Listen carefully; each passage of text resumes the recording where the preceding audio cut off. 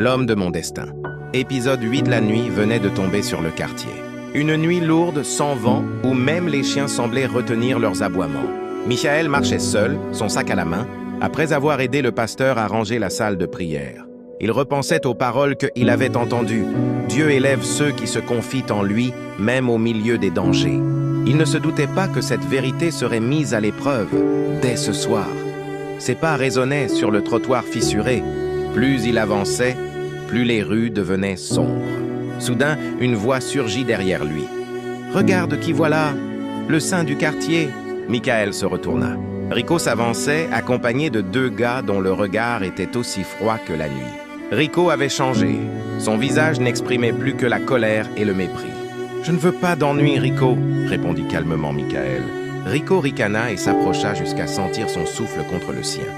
« Tu ne veux pas d'ennui, c'est déjà trop tard. » Il fit un signe à ses hommes. Les deux complices encerclèrent Michael. « Tu crois que parce que tu parles de Dieu, tu es au-dessus de nous ?»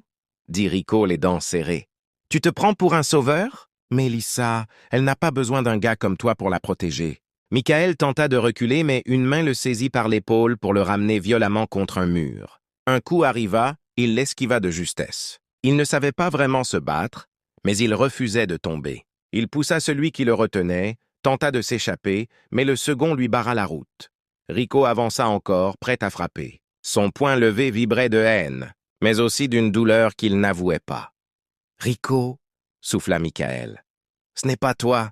La rue t'a changé, mais au fond, tu n'es pas comme ça. » Ces mots provoquèrent l'effet inverse. Rico hurla. « Tais-toi! Tu ne sais rien de moi !» Et son poing partit. Clang! Un énorme bruit métallique retentit. La bande recula, surprise. Un couvercle de poubelle venait de rouler au sol. Quelqu'un venait de le lancer. Une voix profonde s'éleva depuis l'obscurité. « Touchez-le encore, et vous le regretterez. » Tous se tournèrent vers la silhouette qui avançait lentement. Ses pas étaient calmes. Trop calmes. Rico plissa les yeux. « Non, c'est impossible !»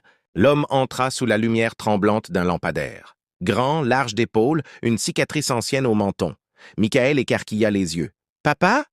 Oui, c'était lui, l'homme que Michael croyait avoir perdu à jamais. « Tu devais être mort !» murmura Michael, la voix brisée. « Dieu m'a gardé pour revenir au bon moment. » Le regard du père se tourna vers Rico. « Tu dépasses les limites, garçon !» Rico semblait paralysé. Cet homme, il l'avait connu avant qu'il ne disparaisse. Et à l'époque, personne n'osait le défier. « On s'en va !» ordonna Rico brusquement. Mais l'un des complices hésita.